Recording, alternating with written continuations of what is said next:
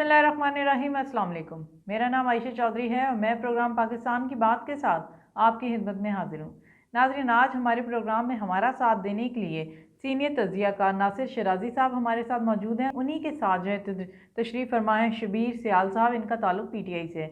अस्सलाम वालेकुम sir and welcome to the show. वालेकुम सलाम।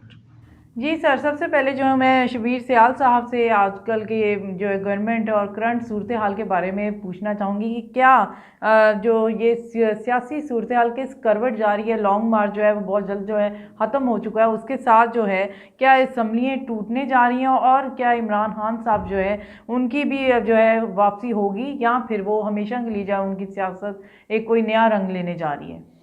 बिस्मिल्लाहिर्रहमानिर्रहीम। बहुत शुक्रिया कि आपने एक अहम इशू के ऊपर मुझे मौका दिया। देखें, अर्ज़ ये है कि सियासी सूरत हाल इस वक्त तमाम बागडोर तकरीबन इमरान खान के हाथ में है। वो इस तरह है कि पिछले 8 माह से ये जो मौजूदा हुकूमत है कहीं भी ये स्टेबल नहीं हो सकी है। सियासी सूरत हाल लगा लें, महंगाई का तनासब लगा लें, मुआशत जो हमारी है वो तो इस वक्त डिस्कस करने के काबिल नहीं है। मसलन सोयाबीन वाला मामला जो है, जिस तरह मुर्गी ऊपर जा रही है, मेरा ख्याल है शादी के दिन जो जितने एनालिस्ट जो भी तजिया निगार हैं वो ये बता रहे हैं कि दिसंबर के आखिरी हफ्ते में हम इस काबिल नहीं होंगे कि हम इस हचकोले लेती हुई मईशत को कहीं सहारा दे सकें। इसलिए ये तमाम पत्ते तो इमरान खान के हाथ में हैं। इमरान खान ने बड़ी बेहतरीन सियासी हिकमत अमली के साथ अब तक इस क्राइसिस को फेस किया है, मैं ये समझता हूँ।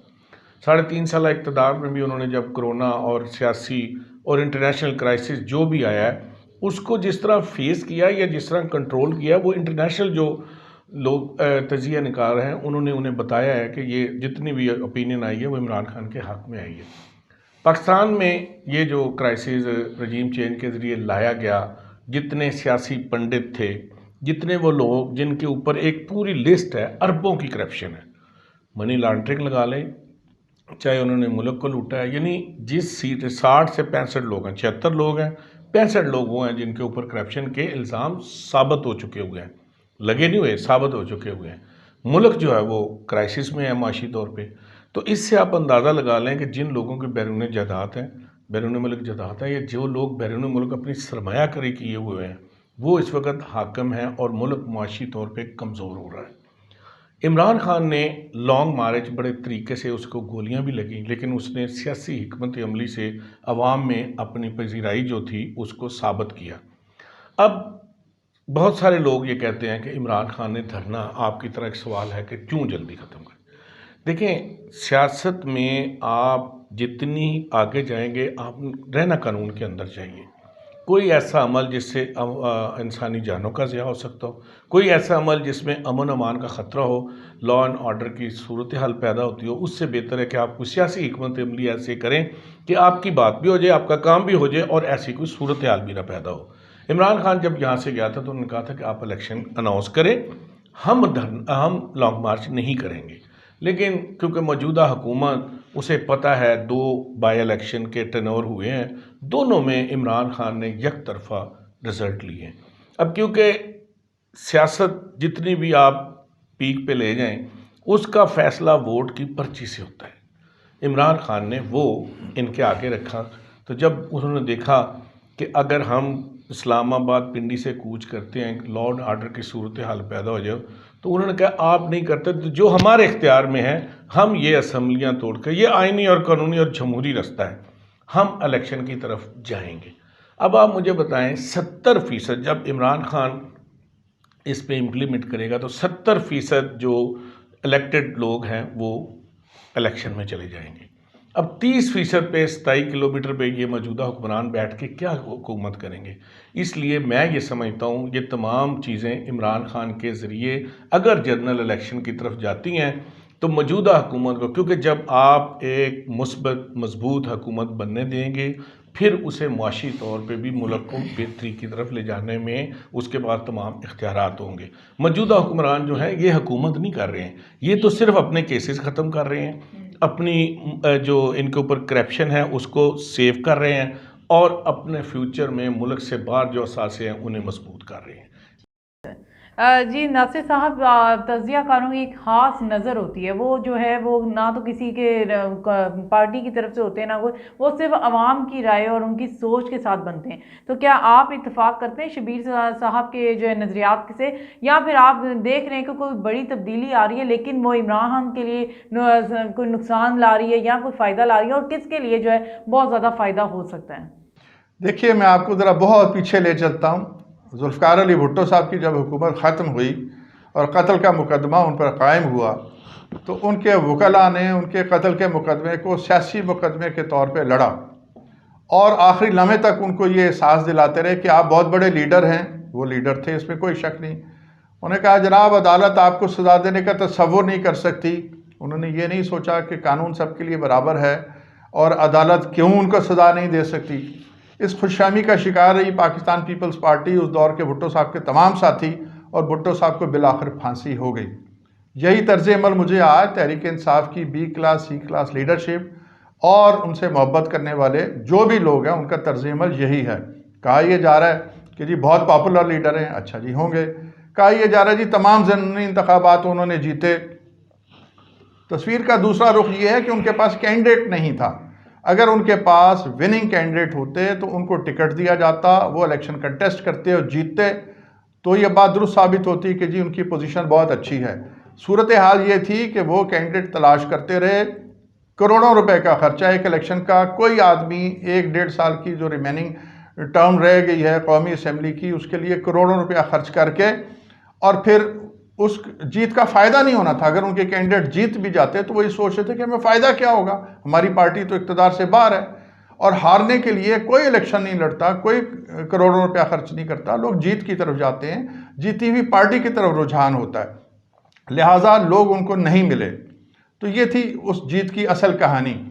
सवाल ये है कि अब इमरान खान साहब अगर जीत गए इतनी सीटें कौमी असम्बली की जो ज़मीनी इंतखाबात में जीती, तो उसका फ़ायदा क्या हुआ? असम्बली में तो उन्होंने जाना नहीं था, फिर ये वक्त क्यों ज़ाया किया गया? और मुल्क को डिस्टेबलाइज करने की कोशिशों के अलावा ये क्या था? असम्बली की तो कोई भी शख्स जो है कौमी असम्बली की एट ए टाइम एक ही सीट रख सकता है। यही हाल प्रोविंशियल असम्बलीज़ का है। जो 20 सीटों पर जीत जाए तो उसका फ़ायदा क्या होगा? फाइनली तो उसे एक सीट अपने पास रखती है। तो ये तो है उनके इलेक्शन की कहानी। दूसरी बात यह है कि अगर वो असम्बलियाँ तोड़ना चाहते हैं तो जिस दिन वो पिंडी में खिताब फरमा रहे थे, कह देते कल हम असम्बलियाँ तोड़ रहे हैं। फिर उन्होंने गुंजाइश रखी कि हम पार्लिमानी जो हमारी पार्टियाँ हैं, एलाइज़ हैं, हम खुद अभी उनसे मुशावरत करेंगे। तो भाई मुशावरत पहले होती है, फैसला बाद में सुनाया जाता है। फैसला पहले सुना के बाद में मुशावरत नहीं होती। अब वो कह रहे अच्छा ये सब कुछ क्यों है? As a matter of fact वो असम्बलियाँ तोड़ना नहीं चाहते, वो प्रेशर टैक्टिस है कि हम असम्बलियाँ तोड़ने की धमकी देंगे, हुकूमत हमें तारीख दे दे कि जी हम मार्च में इलेक्शन करा रहे हैं। तहरीक इंसाफ को मार्च में इलेक्शन सूट करते हैं, इसलिए कि इमरान खान साहब सोचते हैं, समझते हैं, उनका ख्याल है कि वो अपनी कैंपेन पूरी कर चुके हैं, अपोजिशन ने अभी अपनी कैंपेन शुरू करनी है, लिहाजा वो क्लीन स्वीप कर जाएंगे। ऐसा नहीं होगा। हुकूमत या PDM या उनके मुखालफिन जितने हैं वो बता चुके हैं कि इलेक्शन अपने मुकर्ररा वक्त पर होंगे, और आइनी तौर पर इस बात की गुंजाइश मौजूद है कि जब ये टर्म पूरी हो जाए तो उसके बाद 1 साल तक इलेक्शन आगे जा सकता है। सबसे अहम बात, क्या आज हम इलेक्शन अफोर्ड कर सकते हैं? नहीं, बहुत बड़े अखराजात की ज़रूरत है। 47 अरब रुपया इलेक्शन कमीशन ने मांगा है, और जब इलेक्शन अनाउंस हो जाएगा तो इकानमी मज़ीद स्टैंड स्टिल पे चली जाएगी कि इलेक्शन होंगे, जो इक़्तिदार में आएगा वो अपनी पॉलिसीज़ देगा, कारोबार बिल्कुल मुंजमद हो जाएगा, और इसका मुल्क को कौम को बहुत बड़ा नुकसान होगा। जी शबीर सियाल साहब, आपसे मैं पूछना चाहूँगी कि एक तो ये जो इमरान खान साहब क्या असम्बली इस वजह से नहीं तोड़ पा रहे कि जी अगले दिन ही कहीं उन्हें गिरफ्तारी का डर होगा कि वो उन्हें गिरफ्तार ना कर लिया जाए, या फिर ये अताउल्ला जो साहब जो हैं उन्होंने नून लीग के रहनुमा, उन्होंने बहुत बड़ा एक बयान दिया है कि हम जो है हुकूमत करने का हमें कोई शौक़ नहीं था, हम लोग सिर्फ इक़्तिदार में इस वजह से आए कि हम यहाँ का मलबा जो है साफ़ कर सकें। तो आप इस हवाले से क्या राय रखते हैं? देखिए, एक तो मैं पहले शराई साहब की बात को ज़रा क्लियर कर दूं। मेरे ख्याल में मैं बात समझा नहीं सका हूँ। हमने कभी ये नहीं कहा कि जी हम ही जीतेंगे, या मुझे ये बात की नहीं समझ आई है कि जो ज़िमनी इलेक्शन हुआ कि उनके पास कैंडिडेट नहीं थे। इस तरह कैसे हो सकता है जी? खरबपति लोग इलेक्शन लड़े और वही लड़े हैं जो लड़ते हैं। वोटर ने वोट नहीं दिया उनको, इसमें तो कोई दूसरी बात ही नहीं है। अगर आप नहीं मानते तो इसको ना माने। दूसरा ये है आपने कहा कि हम ये समझते हैं कि अदालतों इमरान खान को कुछ नहीं कर सकती। मेरा ख्याल है 31 के करीब मुकदमात हैं जिनका इमरान खान सामना कर रहे हैं, अदालतों में पेश हो रहे हैं। मैंने भुट्टो साहब की अदालतों के फैसले को हमने मनोअन कबूल किया है। आज भी आजम स्वाति एक जुमला कहने की, एक ट्वीट करने की मद में कचलाक कोयटा की जेल में है, जिसका कोई जवाब ही नहीं है। तो मैं ये समझता हूँ ये सारी चीज़ें हम फेस कर रहे हैं और रियलिटी को फेस कर रहे हैं, इसमें कोई डाउट नहीं है। अगर कोई बंदा ये समझता है कि ये मौजूदा जो लोग हैं ये हुक्मरानी कर रहे हैं, अपनी करप्शन नहीं छुपा रहे हैं, तो इस पे भी एक सवालिया निशान ज़रूर है। आपने कहा, आपका सवाल की तरफ आता हूँ कि आपने कहा जी इमरान खान असम्बलियाँ इसलिए नहीं तोड़ रहे हैं कि उनको गिरफ्तार नहीं करें। मेरा ख्याल है मुतअद्दिद बार वो कह चुके हैं मैंने अपना बैग तैयार की, वो मुझे आप जेल में ले जाइए, गोलियाँ उसने खा ली हैं, जेल में जाने के लिए तैयार है। असल में जो बात हम वो समझाना चाह रहा है वो कौम तो समझ गई है, लेकिन चंद वो लोग जो पिछले 40 साल से इक़्तिदार में बैठे हुए हैं वो ये समझना नहीं चाहते हैं। असल में हमें चाहिए कि हम यहाँ पे जो जुमला वो समझा रहा है कि इस मुल्क में ताकतवर कानून के नीचे नहीं आ रहा। 3.5 साल क्यों नहीं आया जी? 3.5 साल के इक़्तिदार में बताए ना, किसी ताकतवर को कानून के नीचे लाते, सजा देते, हम भी आज आपकी हाँ में हाँ मिलाते। इसकी तरफ आ जाते हैं ना जी। देखें, उनकी हुकूमत में तो सजाएं हुई हैं। जब उनकी हुकूमत ख़त्म की गई तो उन सजा याफ्ता लोगों को इक़्तिदार में बिठा दिया गया, जिसके ऊपर फ़र्द जुर्म लगनी सी उसे प्राइम मिनिस्टर का हलफ उठवा दिया गया। इसलिए उसको आप मुद्दा इल्ज़ाम ना ठहराएं। वो ये तस्लीम कर रहा है कि पाकिस्तान का सिस्टम जो है, देखें सिस्टम तब्दील करने के लिए 3 साल नहीं चाहिए। फिर वो लोग नहीं चाहिए जो रात को सिंध हाउस में जाके 25-25 करोड़ लेके बिक जाए। उनके खिलाफ कार्रवाई करते ना जी। वो जो चीनी चोर पकड़े थे अपने साथी, नहीं वो जिन्होंने सेनेटर ने पैसे लिए और इनके खिलाफ हमारे साथ सेनेटर के खिलाफ कार्रवाई हुई। ये बताइए, देखिए चीनी चोरों के खिलाफ दवाई, जिनकी जो लूट के ले गए दवाई के नाम पे इस मुल्क में डकैती। दोनों आपके सवालों का मैं इकट्ठे ही जवाब देता हूँ। इमरान खान वो आदमी है जिसने 20 सेनेटर को पार्टी से निकाला है इसलिए कि तुमने करप्शन की है। दूसरी तरफ आप चीनी चोरों की बात करें, जब तक वो हमारे हुकूमत में थे, हमारे हुकूमत में ज़ेरे अताब थे, जब हमसे निकले वही चीनी चोर अब्बू जी बन गए, वही कब्ज़ा ग्रुप अंकल बन गए।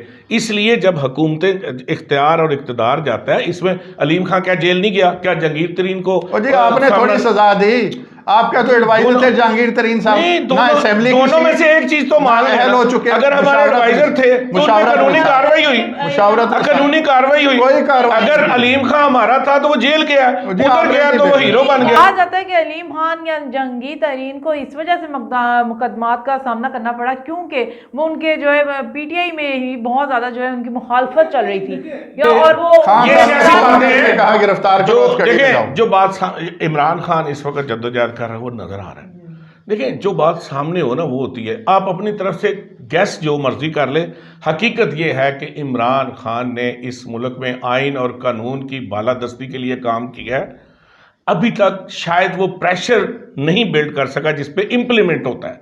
देखिए ना, आप रात को तो अदालत सजा दे दे और सुबह उसे बरी कर दे, वहां इमरान खान क्या करेगा? मुझे आप बताएं, इमरान खान का क्या कसूर? वहाँ साइबर के तहत वो बगावत करेगा, मुल्क के खिलाफ अफवाज पाकिस्तान। ये आपकी राय है ना जी, 6 दिसंबर को बुलाया, उसकी बात गलत है। तो ये जो सारे कह रहे हैं जिनको सजाएं हो गई, 40 साल से लूट मार की है, क्या आप मुझे बताएं जितना मुल्क पे कर्जा है, इसका कौन जिम्मेदार है? 2 गलत बातें मिला के नहीं, ये किसका कौन जिम्मेदार है? क्या इसका इमरान खान जिम्मेदार है? 3 साल ये कैसे हो सकता है? 3.5 साल आप 40 साल का हिसाब लेना नहीं चाहते और 3.5 का लेना चाहते हैं, ये कैसे हो सकता है? उससे पहले लेंगे ना साहब। नहीं, उससे पहले तो तब लेंगे जो पाक साफ, आज भी वो पाक साफ और रहेगा। चले देखते हैं क्या होता है। शबीर सियाल साहब और नासिर शराजी साहब, आपका बहुत बहुत शुक्रिया। अभी से हम यहीं से जो है अपने प्रोग्राम जो है वाइंड अप करते हैं, उसके साथ जो है फिर आपसे बात करेंगे और यही सिलसिला यहीं से शुरू करते हैं। हमारी वीडियोस को लाइक करें ताकि हम जान सकें आपको हमारा ये प्रोग्राम कैसा लगता है। शुक्रिया और अल्लाह हाफिज़।